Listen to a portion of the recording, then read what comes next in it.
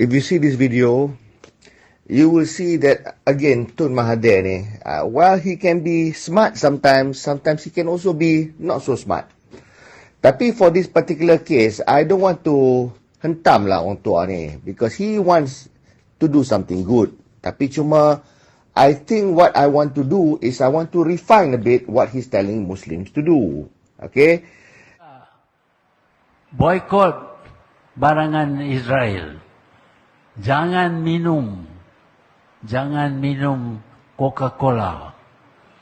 Jangan minum Starbucks, kopi Starbucks. Boykottkan produk-produk Israel ini. Bukan saja di Malaysia, tapi di seluruh dunia. Okay. Dia dah kata dah, one thing we agree lah, we don't have military might to assist Palestine. We see the poor Gazans being massacred brutally by the Zionist regime. There's no end to it, and we see the suffering.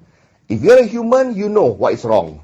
Yang mana yang buta perut, tak ada human, are not human, they will not see. Bagi mereka, they justify whatever it is. Satanic. Because at the end of the day, kita punya creator created a sense of balance in our body. If we listen to our body in our creation, we will know when is unfair and when is fair.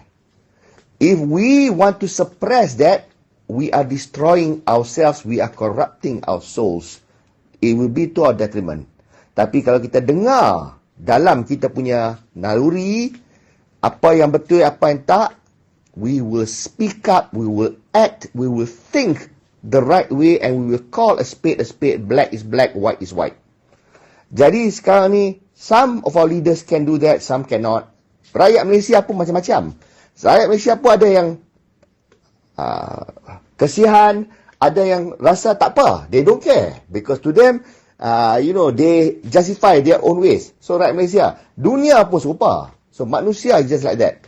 You can either listen to your conscience, ataupun you can just suppress it and justify however you want. People will believe what they want to believe. Now coming back to Mahathir, so he's saying that we can't send military, tapi what we can do, we can try to strike them from the economy. Kita punish orang-orang yang jahat ni, yang bunuh Gazans. Now he quotes Starbucks. Now dia Perdana Menteri 2 kali.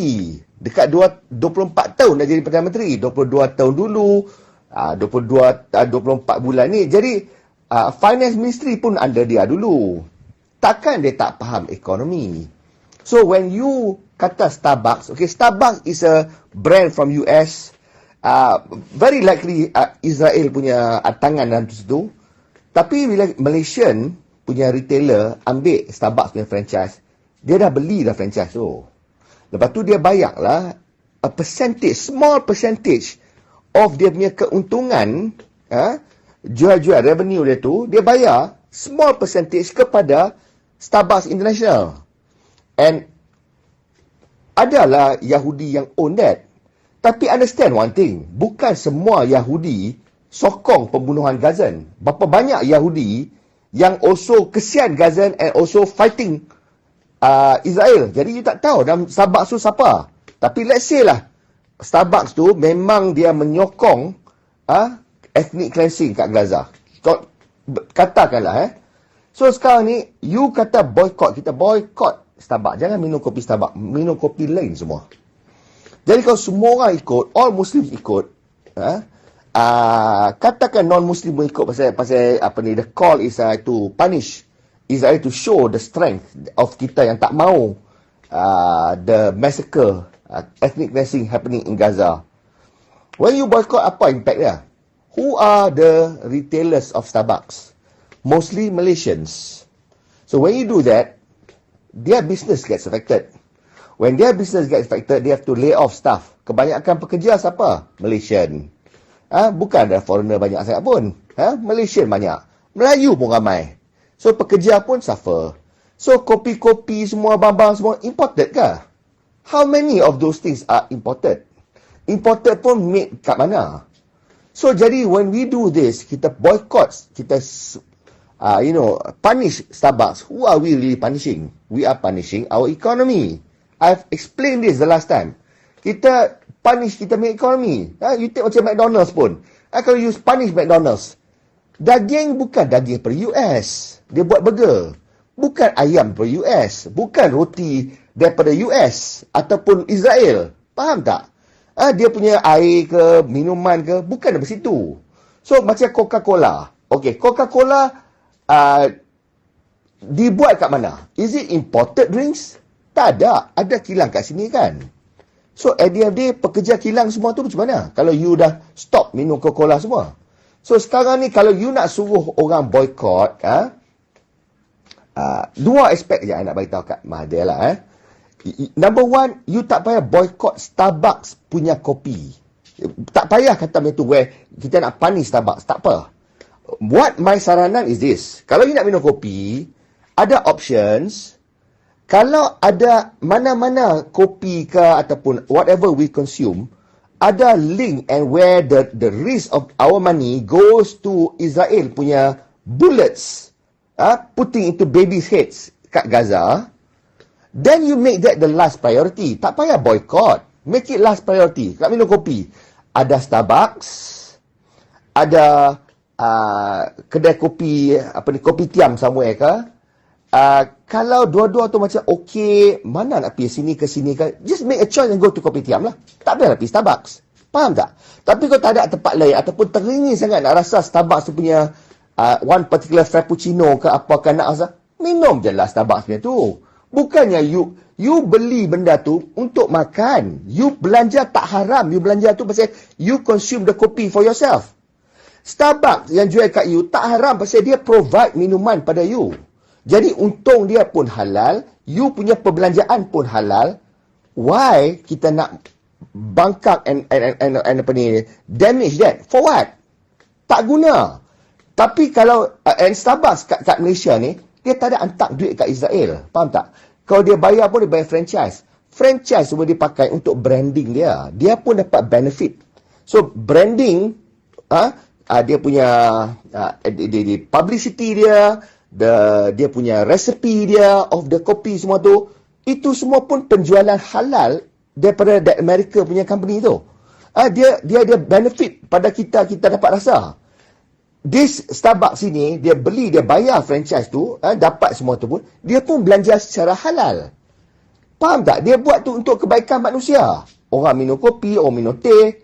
Jadi, kenapa kita nak punish benda yang betul? Tapi, I memang maintain that. I also do that. Anything yang I tahu likely to go towards Gaza, I make that less priority lah. Tapi kalau tak ada option, I beli je. I don't show resentment in kita punya support of businesses locally. Faham tak? Kalau katakanlah nak buat trip to America, tak payahlah. Pasal Amerika ni menyokong Israel, tak payah support their economy. Then don't travel there. Travel to other countries. Faham tak? Go lah to New Zealand ke, to other places. Tak payah pergi pada negara-negara yang support. Macam tu you boycott tak apa. Because that one, when you go there, you spend money there. Faham tak? Jadi, boycott kena be clear.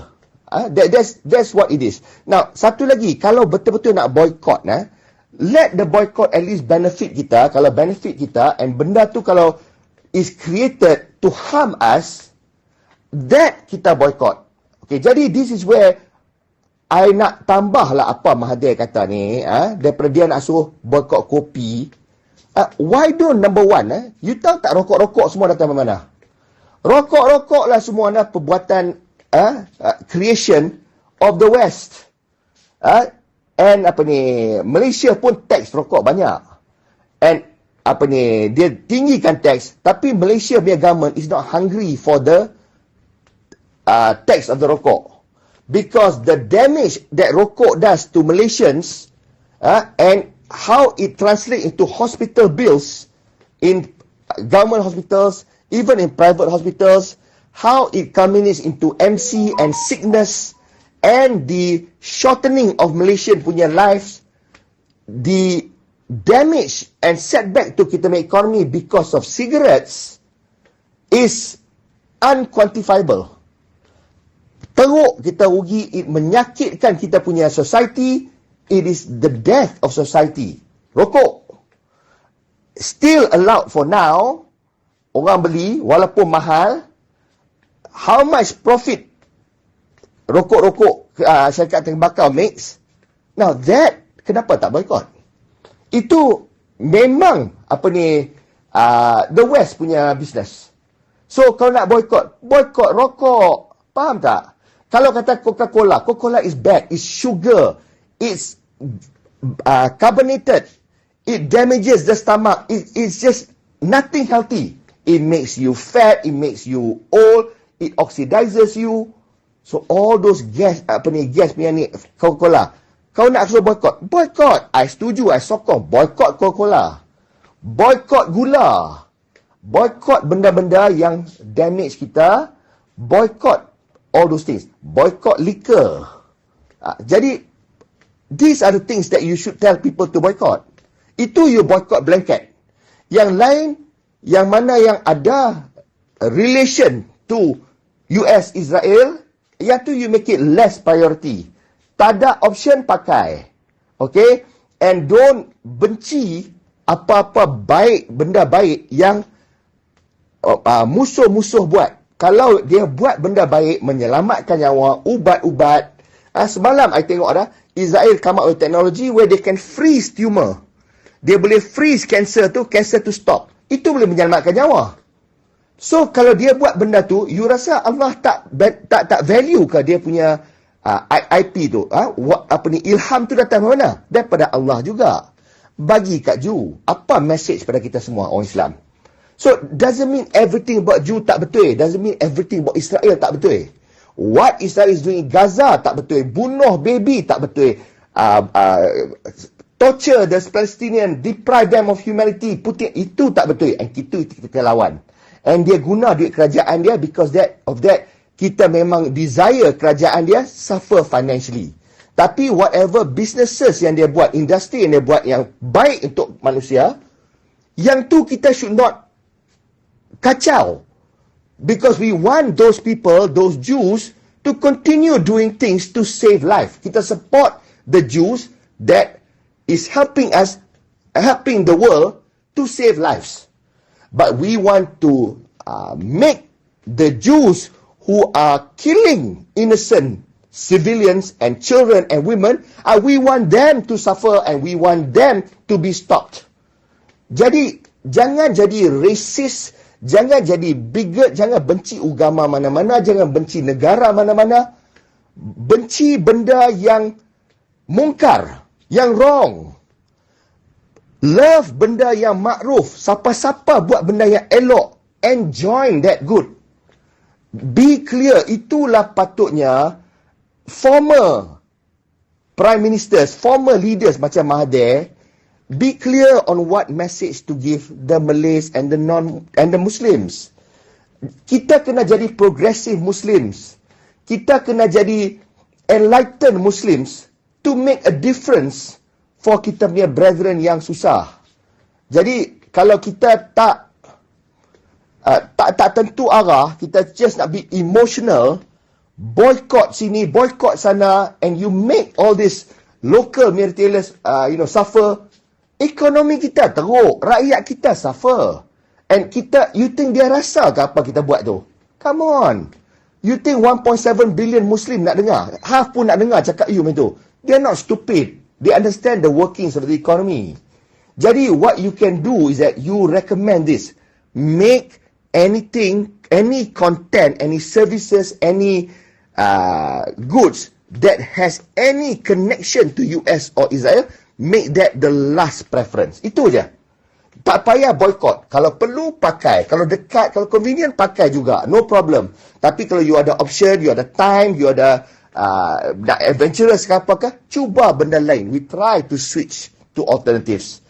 Masa ni lah juga the Muslim community and the world community yang tak suka what is happening in Gaza by Israel. Also now, why don't you be innovative? Why don't you start creating alternatives to whatever that's produced by Israel or US?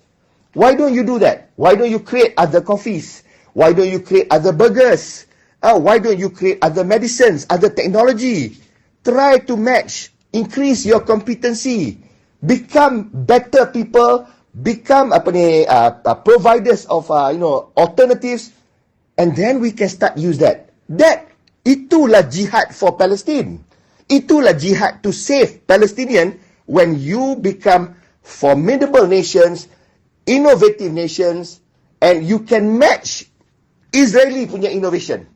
Israel rise from what to what? Nampak tak? So many things they do that benefits the world that kita pakai. Kita punya computer system, kita punya phones, kita punya semua pakai teknologi dia. And with that, we develop the world, kita feed the world, kita do so many things. We are benefiting from the creation and the inventions of Israel. Nampak tak? Bila dia buat tu, jadi kita hold to that. And bila kita pakai, dia dapat untung. And dia punya government guna benda tu bunuh orang-orang yang innocent people, innocent civilians. Jadi, how do we counter that? We counter by we doing that same thing. Become, enrich ourselves, do betterment for mankind, and we benefit, we untung, and we use that money to stop the killings. Nampak tak? Kena bijak lah. You want to beat the Zionist regime, tapi you don't want to be smart. You have to outsmart them. You have to outdo them. And you have to, there's no shortcut. Begin somewhere. So, I tak tahu lah. I'm just a bit disappointed lah. Kita punya former premier patut to be one of the smarter punya PM. Bagi bodoh punya advice. Boycott semua. Semua Starbucks, semua anything yang ada American punya benda. That is very stupid. You end up hurting us more. You hurt Malaysia more. You hurt rakyat more. You hurt peniaga-peniaga Malaysia more. You hurt suppliers more. You hurt grab pay people more. That is silly, and I have to say what I have to say to improvise.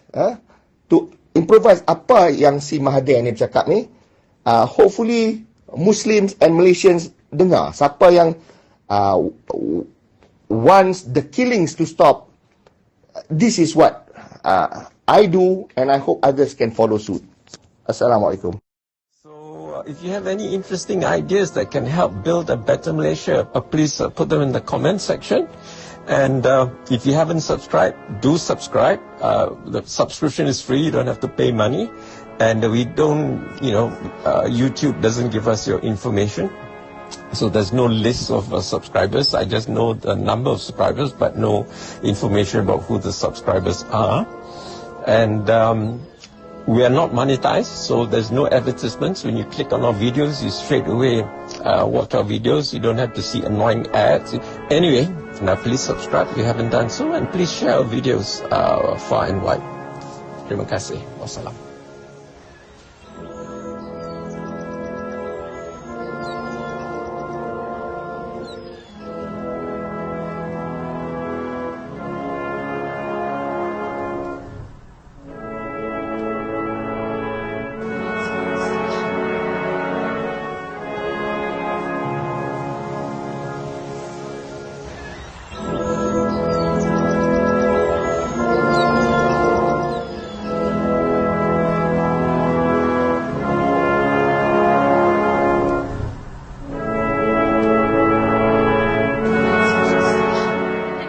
Video resonated with you, be sure to like it, share it with your friends, leave a comment, and as always, don't forget to subscribe